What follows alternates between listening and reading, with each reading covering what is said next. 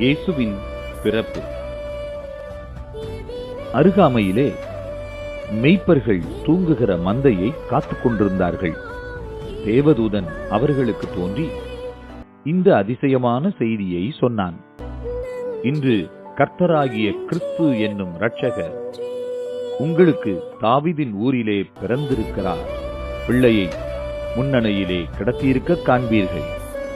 திடீரென அநேக பிரகாசமான தேவதூதர்கள் தோன்றி, உன்னதத்தில் இருக்கிற தேவனுக்கு மகிமையும், பூமியிலே சமாதானமும், மனுஷர் மேல் பிரியமும் உண்டாவதாக என்று கூறி தேவனை மகிமைப்படுத்தினார்கள். மெய்ப்பர்கள் மாட்டுக்கொட்டிலுக்கு விரைந்து சென்றார்கள்.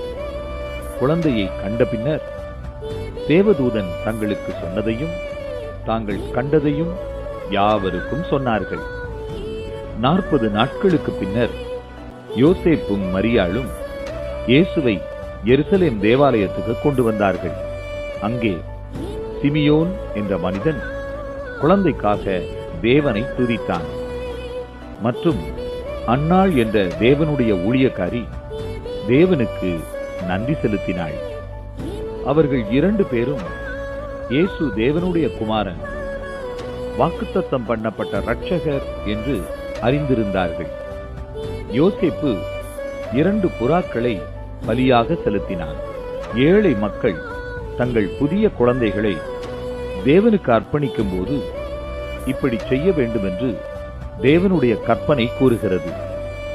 கொஞ்ச காலத்துக்கு பின்னர் வானத்திலே ஒரு விசேஷமான நட்சத்திரம் தோன்றி கிழக்கு தேசத்திலே உள்ள ஞானிகளை எருசலேமுக்கு வழிநடத்தியது.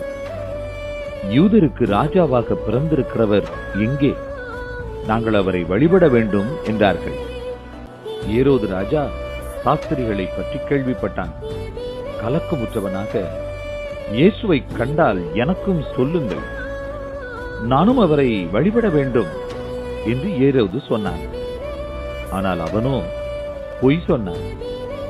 ஏரோது இயேசுவை கொலை செய்ய விரும்பினான். மரியாளும் யோசேப்பும் இளம் குழந்தையும் இருந்த இடத்திற்கு நட்சத்திரமானது சாஸ்திரிகளை வழிநடத்தியது.